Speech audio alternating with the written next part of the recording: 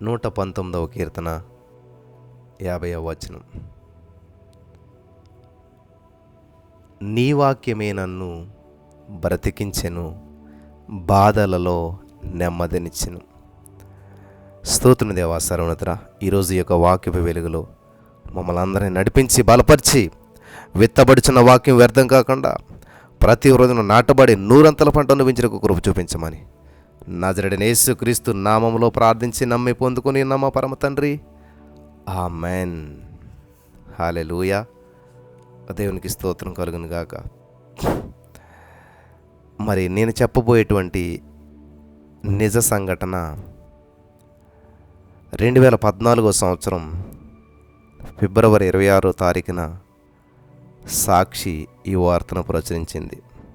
దీన్ని బట్టి మీకు అర్థమవుతుంది వాస్తవ సంఘటన ఎంత నిజంగా జరిగిందో. హల్లెలూయా. నీ వాక్యమే నన్ను బ్రతికించెను, బాధల్లో నెమ్మదినిచ్చిందంట. బైబిల్ బ్రతికించింది.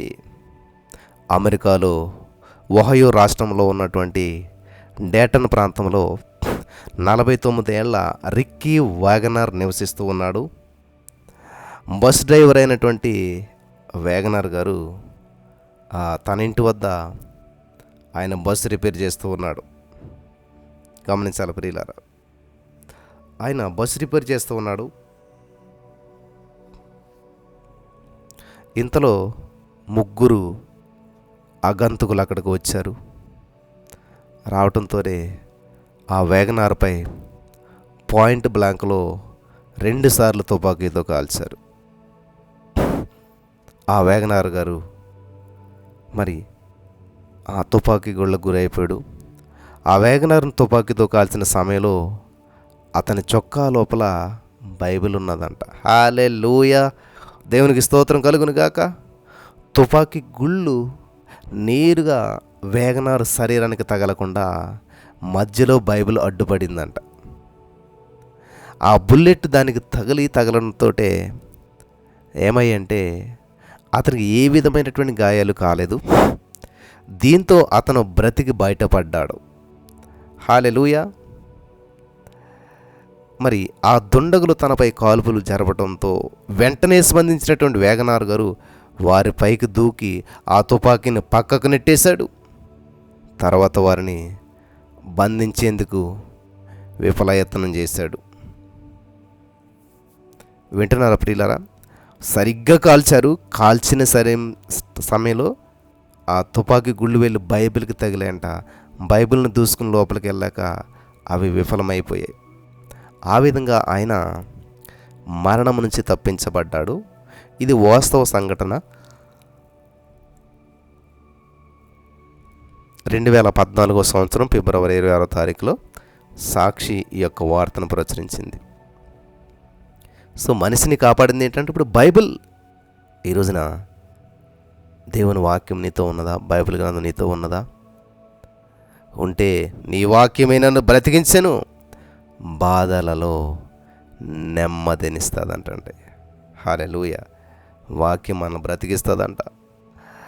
లూకాసు వార్తలో మనం చూసినట్లయితే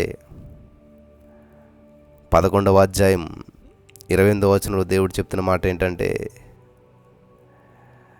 ఆయన అవును కానీ దేవుని వాక్యం విని దాన్ని గైకొని వారు మరి ధన్యులు.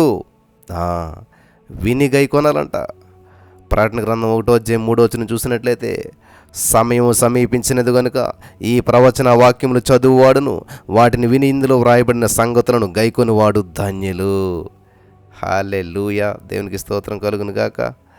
మరి అలాగే యోహాను సువార్త 1వ అధ్యాయం 14వ వచనం మనం చదివినట్లయితే అక్కడ ఆ వాక్యము శరీరధారి కృపా సత్య సంపూర్ణుడిగా మన మధ్య నివసించెను, తండ్రి వలన కలిగిన అద్వితీయ కుమారుని జనదైక కుమారుని మహిమ వలెనే మనం ఆయన మహిమ కనుగొంటిమి.